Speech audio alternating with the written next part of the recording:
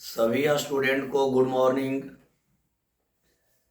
कल के वीडियो में हम लोग पढ़े थे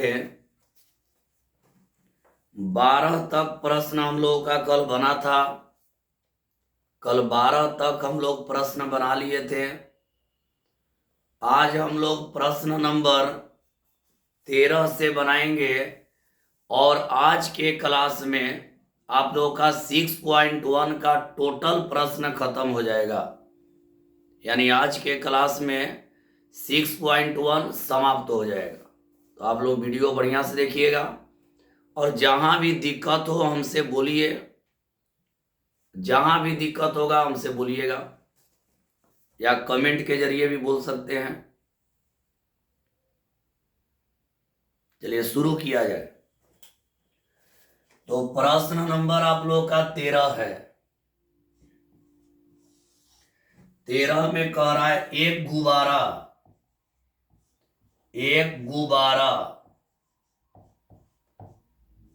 गुब्बारा जो सदैव गोलाकार रहता है, जो सदैव गोलाकार रहता है, सदैव गोलाकार रहता है,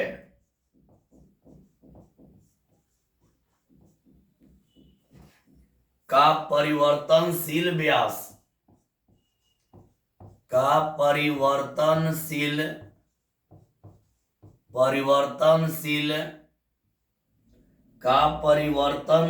व्यास,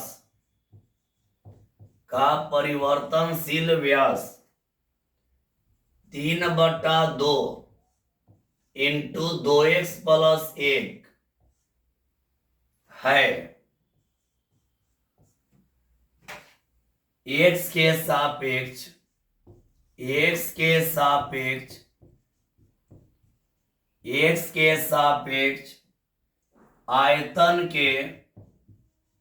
आयतन के परिवर्तन की दर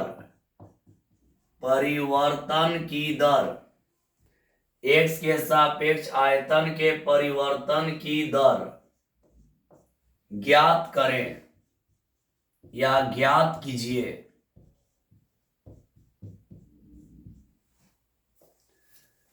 अगला प्रश्न है, ध्यान दीजिएगा आप लोग। एक गुब्बारा जो सदैव गोलाकार रहता है का परिवर्तनशील व्यास 3/2 इंटू 2x प्लस 1 है। x के सापेक्ष आयतन के परिवर्तन की दर ज्ञात करना है। x के सापेक्ष, पहले ध्यान दीजिएगा, व्यास आप लोग का दिया है, व्यास दिया है 3/2 इंटू 2x प्लस 1। आप लोग जानते हैं व्यास का जो आधा होता है उसको हम लोग त्रिज्या कहते हैं। व्यास का जो आधा होता है उसको हम लोग त्रिज्या बोलते हैं। तो यहां हम लोग देखेंगे व्यास है 3/2 2x प्लस 1। अगर त्रिज्या r निकालेंगे तो यहां आधा हो जाएगा, यानी 3/4 इंटू 2x प्लस 1 हो जाएगा। व्यास के आधा को त्रिज्या बोला जाता है। तो व्यास हम लोग का है 3/2 2x प्लस 1, तो त्रिज्या हो जाएगा 3/4 2x प्लस 1। क्या निकालना है? एक गुब्बारा जो सदैव गोलाकार रहता है का परिवर्तनशील व्यास इतना है, x के सापेक्ष आयतन के परिवर्तन की दर ज्ञात कीजिए। यानी आयतन का परिवर्तन निकालना है, dv बाई dx। क्यों? तो कह रहा है x के सापेक्ष कह रहा है, x के सापेक्ष कह रहा है तो हो जाएगा dv बाई dx। यही निकालना है, इतना इक्वल व्हाट। तो यहां निकालेंगे dv बाई dx। तो गोलाकार गुब्बारा का आयतन होता है d 4/3 pi r Q by dx। यह आयतन हो गया d 4/3 पाई r क्यू। अब यहां देखिए लिख रहे हैं d रहेगा, 4/3 भी रहेगा, पाई भी रहेगा, r क्यू।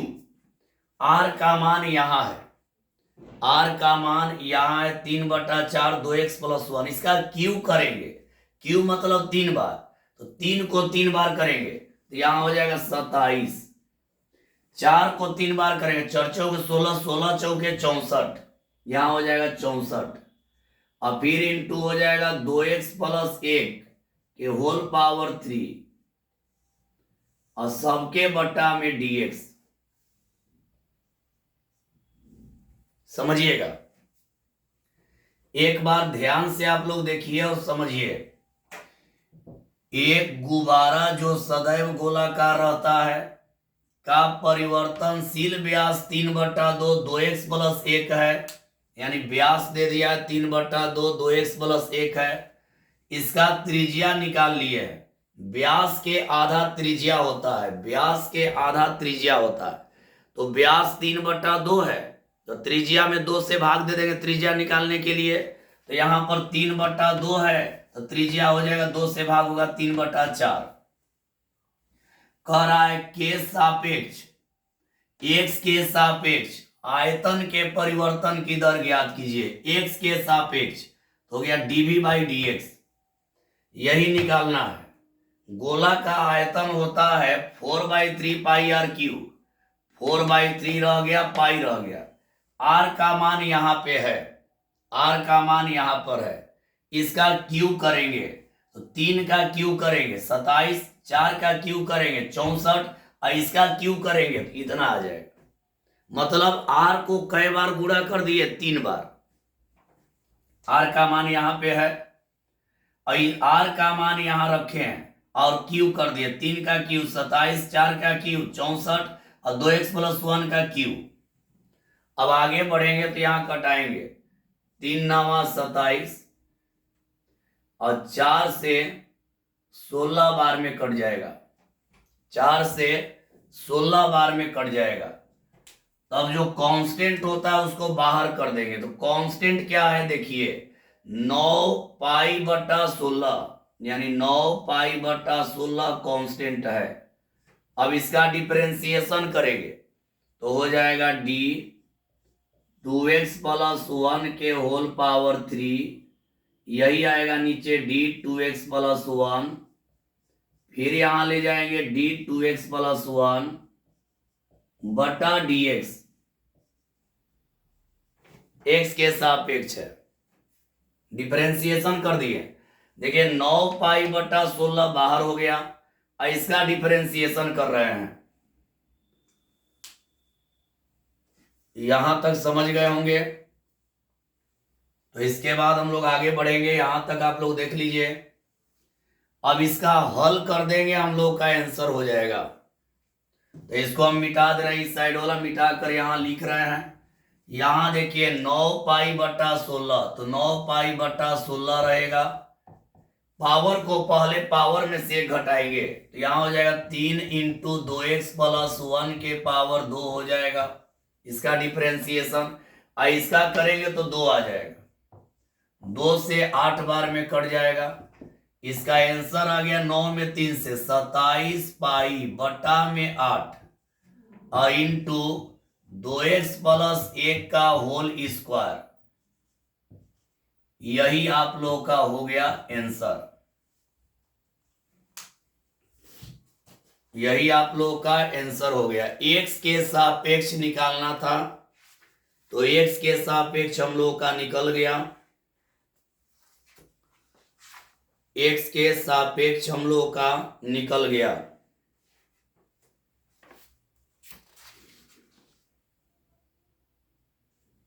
चलिए आगे बढ़ा जाए।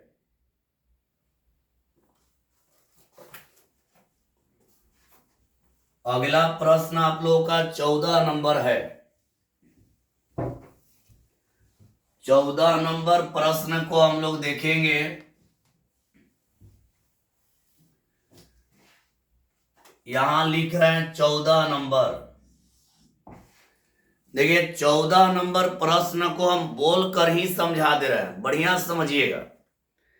कह रहा है एक पाइप से रेत, ध्यान से सुनिएगा, प्रश्न लिखने पर बड़ा होगा तो हम बोलकर समझा दे रहे हैं। एक पाइप से रेत, रेत यानी बालू, या लिखिए दे रहा है, लिख देंगे तो बढ़िया आएगा। एक पाइप से रेत 12 सेंटीमीटर क्यूब पर सेकेंड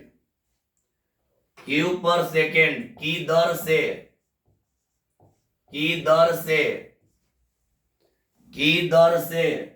गिर रही है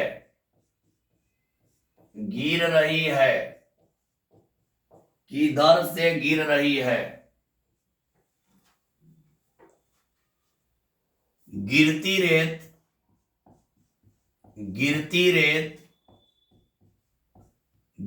रेत जमीन पर एक ऐसा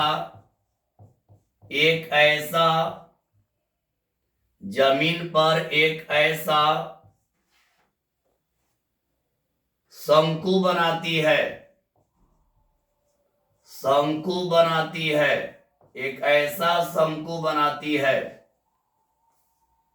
जिसकी ऊंचाई, एक ऐसा शंकु बनाती है जिसकी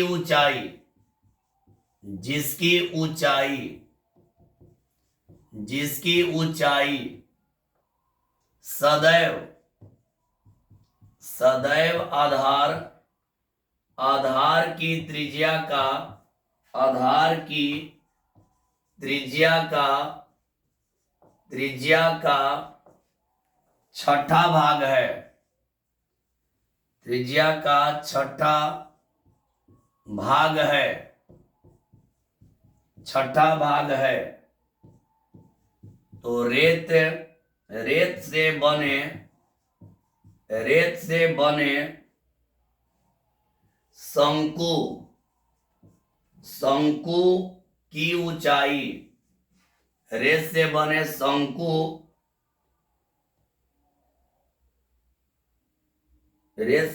शंकु की ऊंचाई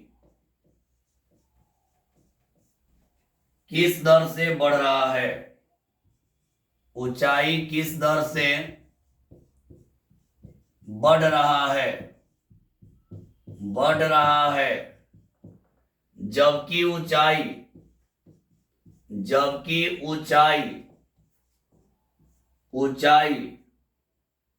4 सेंटीमीटर है। चलिए समझिएगा आप लोग। अब यहां ध्यान दीजिए, कह रहा है एक पाइप से रेत 12 सेंटीमीटर क्यूब पर सेकेंड की दर से गिर रही है। एक पाइप से रेत मतलब बालू, एक पाइप से रेत 12 सेंटीमीटर क्यूब पर सेकेंड की दर से गिर रही है। क्यू है तो क्लियर है कि आयतन हो गया, तो dv/dt दे दिया है 12 सेंटीमीटर क्यूब पर सेकेंड। जब भी क्यू आ गया तो समझ लीजिए क्यू आप लोग का आयतन है, स्क्वायर आ गया तो क्षेत्रफल है, क्यू आ गया तो आयतन है। यहां कह रहा है एक पाइप से रेत 12 सेंटीमीटर क्यूब पर सेकेंड की दर से गिर रही है। गिरती रेत जमीन पर एक ऐसा शंकु बनाती है, जो रेत गिर रहा है वो जमीन, देखिए आप लोग रेत को कोई चीज से लेकर गिराएंगे या पाइप में रेत डालेंगे तो नीचे शंकु के आकार का, ऐसा शंकु के आकार का बनेगा। कह रहा है कि गिरती रेत जमीन पर एक शंकु बनाती है जिसकी ऊंचाई सदैव आधार की त्रिज्या का छठा भाग है, यानी h बराबर r/6। कह रहा है जिसकी ऊंचाई सदैव आधार की त्रिज्या का छठा भाग है, h बराबर r/6। तो यहां से निकालेंगे तो r बराबर 6h हो जाएगा। h बराबर कह रहा है कि यहाँ जिसकी ऊंचाई सदैव आधार की त्रिज्या का छठा भाग है, यानी h बराबर r/6। तिरछा तिरछी गुणा करेंगे r बराबर 6h। तो कह रहा है रेत से बने शंकु की ऊंचाई किस दर से बढ़ रहा है, यानी dh/dt। हम लोग को निकालना क्या है? कह रहा है रेत से बने शंकु की ऊंचाई किस दर से बढ़ रहा है, यानी dH/dt इक्वल वाट, यही निकालना है। जबकि ऊंचाई 4 सेंटीमीटर है, h का मान दे दिया है 4 सेंटीमीटर। तो dH/dt हम लोग को निकालना है, dH/dt निकालना है। तो हम लोग आगे बढ़ेंगे। देखिए सेंटीमीटर क्यूब है तो ये आयतन हो गया। अब कह रहा है गिरती रेत जमीन पर एक ऐसा शंकु बनाती है जिसकी ऊंचाई सदैव आधार की त्रिज्या का छठा भाग है, h बराबर r/6। तिरछा तिरछी गुणा करेंगे तो r बराबर 6h कह रहा है। तो यहां कह रहा है रेत से बने शंकु की ऊंचाई किस दर से बढ़ रहा है, यानी dH/dt इक्वल वाट, जबकि ऊंचाई 4 सेंटीमीटर है, 4 सेंटीमीटर है। तो अब प्रश्न को हम मिटा दे रहे हैं और इसको आगे हल कर रहे हैं। प्रश्न को मिटाकर आगे हल कर रहे हैं। dH/dt निकालना है। तो यहां देखिए हल कर रहे हैं। v मतलब आयतन, शंकु का आयतन होता है 1/3 पाई r² h। अब बटा हो जाएगा dt बराबर 12 सेंटीमीटर क्यूब पर सेकेंड। शंकु का आयतन आप लोग पढ़े हैं 1/3 पाई r² h, ये हो गया आयतन। d रहेगा यहाँ 1/3, पाई भी रहेगा, r का मान आया है, r का मान 6h है, यहां हो जाएगा 36h² और गुणा h, 36h² गुणा h, और बटा में हो जाएगा dt बराबर हो जाएगा 12 सेंटीमीटर क्यूब पर सेकेंड। देखिए किए क्या है, 1/3 को रहने दिए, पाई को रहने दिए, r का मान 6h है, यहां रखेंगे 6 का स्क्वायर 36 और h का स्क्वायर h², एगो h पहले से है, यानी यहाँ r का मान यहाँ रख के हल कर दिए। 3 से कटेगा 12 बार में। अब कांस्टेंट को बाहर कर देंगे, ये मिटा दे रहा है। कांस्टेंट को बाहर करेंगे तो कांस्टेंट हमारा क्या है, तो 12 पाई कांस्टेंट है, तो यहाँ 12 पाई बाहर हो जाएगा। अब यहाँ होगा dH³ h² h में h³ बटा में dH और गुणा dH/dt बराबर हो जाएगा 12 सेंटीमीटर क्यूब पर सेकेंड। अब यहां हो जाएगा 12 पाई h³ का हो जाएगा 3h² और गुणा dH/dt बराबर हो जाएगा 12 सेंटीमीटर क्यूब पर सेकेंड। अब आगे बढ़ेंगे तो 12 पाई रहेगा, h का मान रखेंगे, h का मान क्या है, h का मान है 4 सेंटीमीटर, यहां रहेगा 3 गुणा 4 रखेंगे तो 4 चौके 16 सेंटीमीटर स्क्वायर गुणा dH/dt बराबर हो जाएगा 12 सेंटीमीटर क्यूब पर सेकेंड। देखिए h का मान रख दिए, h का मान 4 सेंटीमीटर है, तो h का मान यहां रखेंगे तो 4 चौके 16 सेंटीमीटर स्क्वायर, सेंटीमीटर स्क्वायर से ही क्यूब कट जाएगा। अब यहाँ 12 से ही 12 कट जाएगा। अब यहाँ हम लोग का निकालना था dH/dt, तो इधर बच गया 1, कट गया तो 1 बच गया, और यहाँ 16 48 पाई, तो बटा में हो जाएगा 48 पाई सेंटीमीटर पर सेकेंड, यही आंसर। क्या किए हैं, तो सेंटीमीटर स्क्वायर क्यूब कट गया, सेंटीमीटर बच गया, 12 12 कट गया, तो dH/dt बराबर 1 रह गया और 16 48 पाई, 48 पाई आ गया नीचे, यही आपका हो गया आंसर। चलिए अब आप लोग का आगे लेकर चल रहे हैं। एक बार हम आप लोगों को पढ़ाए थे सीमांत लागत सीमांत आय, उसी पर अब मैथ आ रहा है, थोड़ा बढ़िया से आप लोग समझिएगा। सीमांत लागत सीमांत आय पर मैथ है, जो कि पहला वीडियो में सीमांत लागत और सीमांत आय के बारे में बतलाए थे। चलिए ये वाला आप लोग नोट कर लीजिएगा। आगे अब बढ़ते हैं, इसको मिटा दे रहे हैं।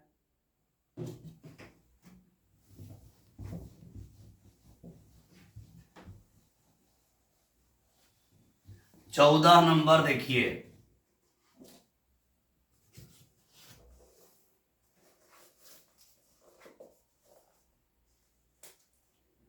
चौदह तो हो गया, 15। 15 है एक वस्तु, एक वस्तु, एक वस्तु की x इकाइयों, x इकाइयों, x इकाइयों के उत्पादन, के उत्पादन, x इकाइयों के उत्पादन से संबद्ध, से संबद्ध, से संबद्ध कुल लागत, कुल लागत CX ब्रैकेट में रुपयों में, रुपयों में, रुपए में, CX रुपए में दिया है। CX बराबर 0.007x³ और फिर माइनस 0.003x² इंटू x², और फिर प्लस है 15x, और फिर प्लस है 4000, यही दिया है।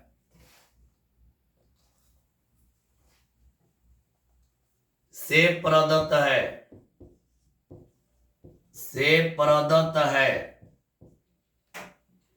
तो कह रहा है कि सीमांत लागत, सीमांत लागत, सीमांत लागत ज्ञात कीजिए, ज्ञात कीजिए, सीमांत लागत ज्ञात कीजिए, जबकि, जबकि 17 इकाइयों का,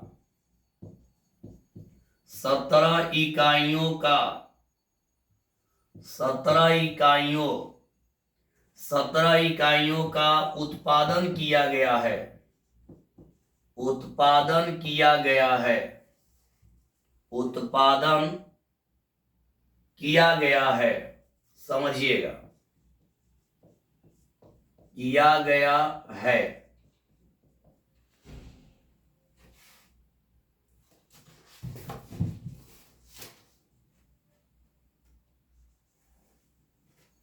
एक बात मेरे प्यारे स्टूडेंट, एक बात याद रखिए, सीमांत लागत या सीमांत आय कोई भी निकालना होगा तो कुछ करना नहीं है, पहले डेरिवेटिव कर देना, यानी अवकलन कर देना है। तो पहले बिना सोचले आप अवकलन कर देंगे। देखिए यहां निकाल रहा है सीमांत, सीमांत लागत, तो यहां CX है, तो हम यहां लिख देंगे DCX, DCX बटा DX, यानी पहले इसका डिफरेंशिएशन कर देना है, जो भी दिया रहेगा उसका डिफरेंशिएशन कर देना है। सीमांत लागत या सीमांत आय आएगा तो जो रहेगा उसका डिफरेंशिएशन कर देना है।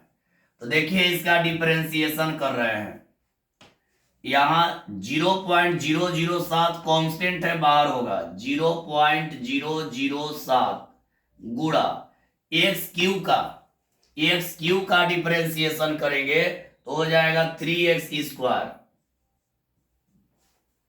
होगा। अब यहां पे कांस्टेंट बाहर 0.003, x² का करेंगे तो 2x हो जाएगा, x² का करेंगे तो क्या आ जाएगा 2x, यहां 15 बाहर x का 1 तो केवल हो जाएगा 15, और 4000 कांस्टेंट, इसका डेरिवेटिव 0, 4000 नियतांक है उसका अवकलन 0 हो जाएगा।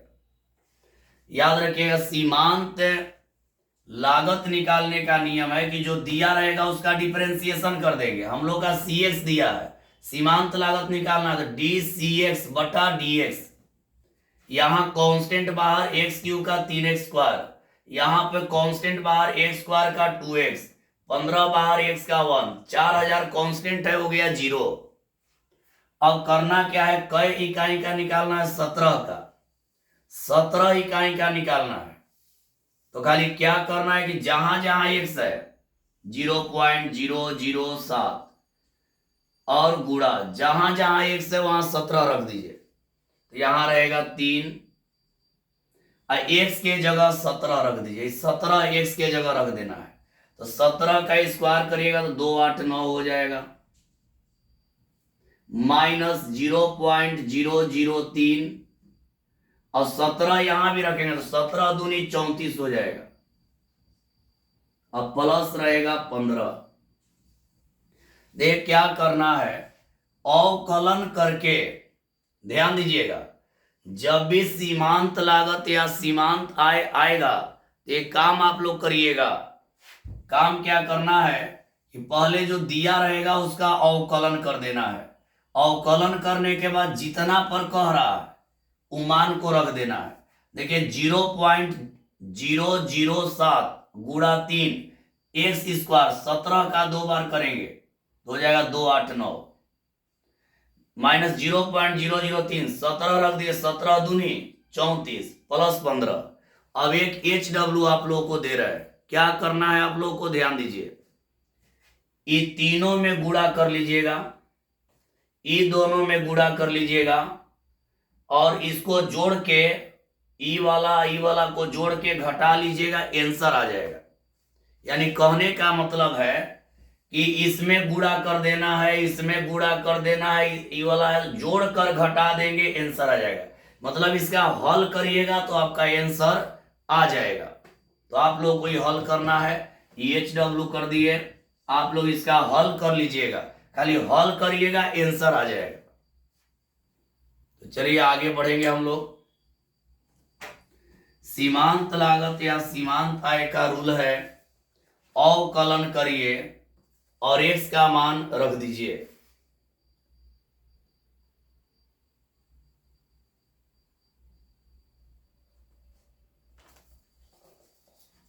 आगे बढ़ते हैं।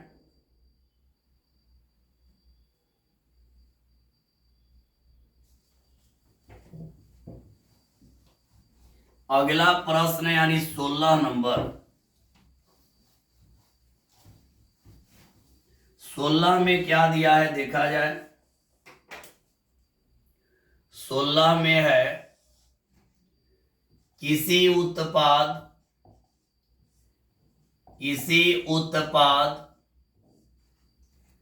की x इकाइयों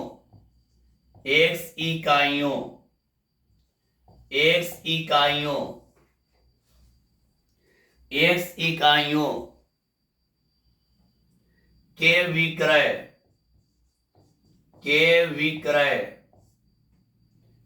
विक्रय से प्राप्त कुल आय RX रुपयों में, RX बराबर 13x² प्लस 26x प्लस 15 से प्रदत्त है। सीमांत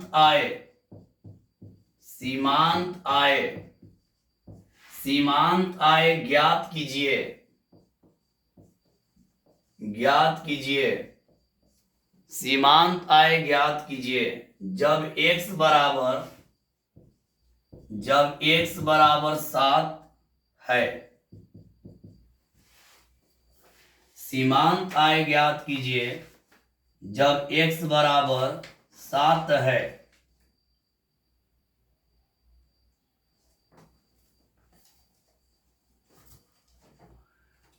देखिए अभी बतलाएं, सीमांत आय निकालना है तो पहले सीमांत लागत हो या सीमांत आय हो, आप लोग को डिफरेंशिएशन कर देना है। तो हो जाएगा DRX बटा DX। डी आर एक्स बटा डी एक्स। सीमांत आय हो या सीमांत लागत हो, डिफरेंशिएशन करना है। डी आर एक्स मतलब जो दिया रहेगा उसका डिफरेंशिएशन करना है। इसका डिफरेंशिएशन करेंगे, पावर को पहले 13 दूनी 26 एक्स हो जाएगा।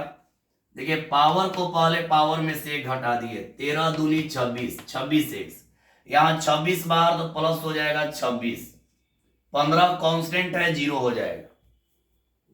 अब x का मान रख दीजिए, क्या x का मान है 7 है, तो 26 गुणा 7 प्लस 26, मतलब डिफरेंशिएशन करके ही x का मान यहां रख देना है। 26 में 7 से 6 7 42, 7 दूनी 14, 4 18, अब प्लस यहां हो जाएगा 26, जोड़ेंगे तो 208 हो गया। यही आंसर 208 रुपए में हो गया। इतना रुपया आंसर हो गया, इतना रुपया आंसर हो गया। चलिए समझ में आ गया होगा, ये रुपया में आंसर हो गया, इतना रुपया आपका आंसर हो गया। चलिए आगे बढ़ते हैं। सीमांत लागत या सीमांत आय कभी भी कहेगा तो डिफरेंशिएशन करके और x का मान रख दीजिएगा। अगला है 17 नंबर। 17 में है एक वृत्त की त्रिज्या, एक वृत्त की त्रिज्या r बराबर 6 सेंटीमीटर पर r के सापेक्ष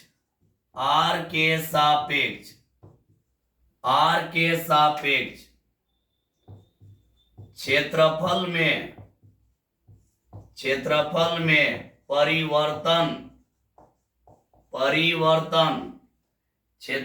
में परिवर्तन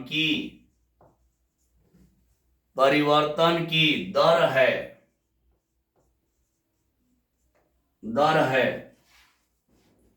ए ऑप्शन में है 10 पाई,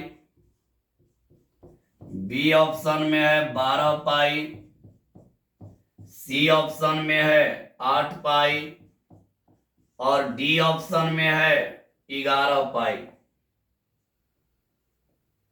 11 पाई। यहां कह रहा है एक वृत्त की त्रिज्या r बराबर 6 सेंटीमीटर पर r के सापेक्ष क्षेत्रफल में परिवर्तन की दर।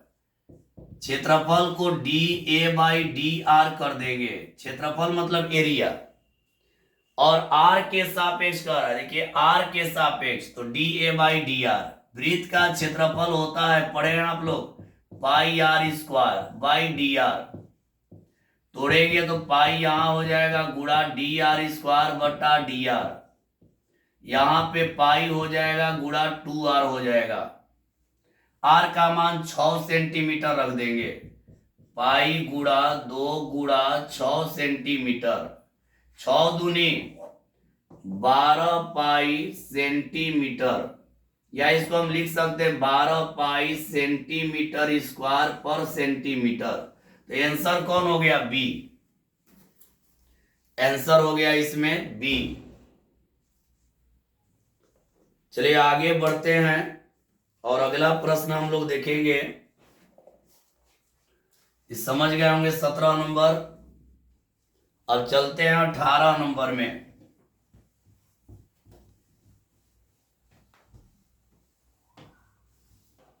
चलिए 18 नंबर देखा जाए। 18 में एक उत्पाद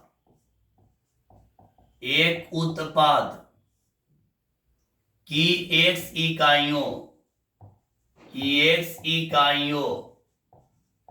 एक उत्पाद की x इकाइयों के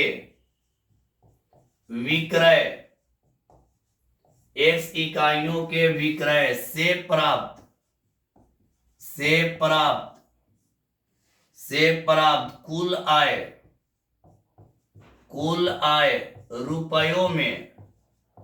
कुल आय रुपयों में rx बराबर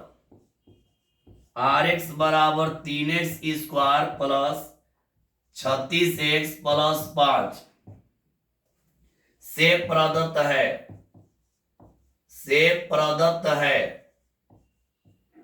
से प्रदत्त है जब, से प्रदत्त है जब r बराबर 15 है तो सीमांत आय है, सीमांत आय है। ए ऑप्शन में है 116, बी ऑप्शन में है 96, सी ऑप्शन में है 90 और डी में है 126। 3x square plus 36x plus 5, यही आप लोगों का अंतिम प्रश्न है 6.1 का। ये लास्ट मैथ है, आप लोग ध्यान दीजिएगा और समझिएगा।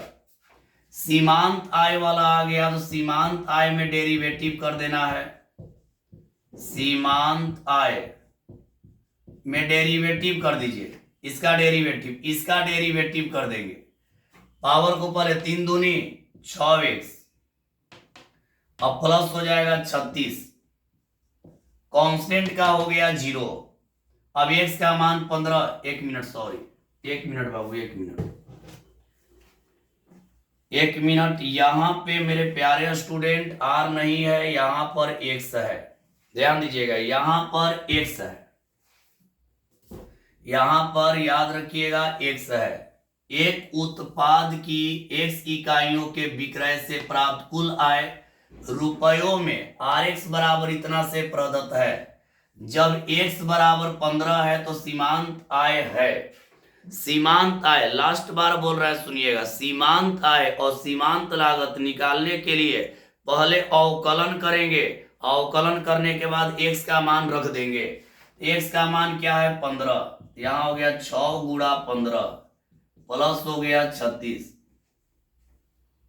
यहां हो गया 90 प्लस हो गया 36, यानी यहां पर हो गया 126, 126, यानी आंसर कौन हो गया डी,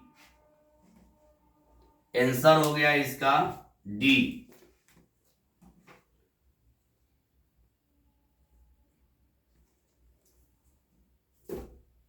तो आप लोगों का 6.1 मेरे प्यारे स्टूडेंट, आप लोगों का 6.1 आज कंप्लीट हो गया। अगला वीडियो में 6.2 का फॉर्मूला बतलाएंगे, अगला वीडियो में 6.2 का फॉर्मूला बतलाएंगे। इसी तरह से ही आप लोग का ये खत्म हो जाएगा। आप लोग वीडियो देखिए और बढ़िया समझिए, और जो दिक्कत हो रहा है कमेंट में बोलिए, या मेरे व्हाट्सएप नंबर पर भी कॉल कर, मैसेज करके आप लोग पूछ सकते हैं। जो भी दिक्कत होगा, जो भी दिक्कत होगा मेरे व्हाट्सएप नंबर पर भी आप लोग मैसेज करके पूछ सकते हैं। तो चलिए आज के लिए इतना ही, सभी को बाय, सभी को बाय बाबू। बढ़िया से आप लोग पढ़िए, आप लोगों को कोई दिक्कत नहीं होगा, कोई भी चैप्टर नहीं छूटेगा और कोई भी दिक्कत पढ़ाई में नहीं होगा। 100% समझ में आएगा, कोई चैप्टर आप लोग का नहीं छूटेगा, पूरा का पूरा पढ़ाई होगा। चलिए सभी को बाय। आप लोग मन लगा के पढ़िए, आप लोग मन नहीं लगा रहे, मन लगा के पढ़िए, मन लगा के पढ़िए और बढ़िया से आप लोग पढ़िए, दिक्कत नहीं होगा।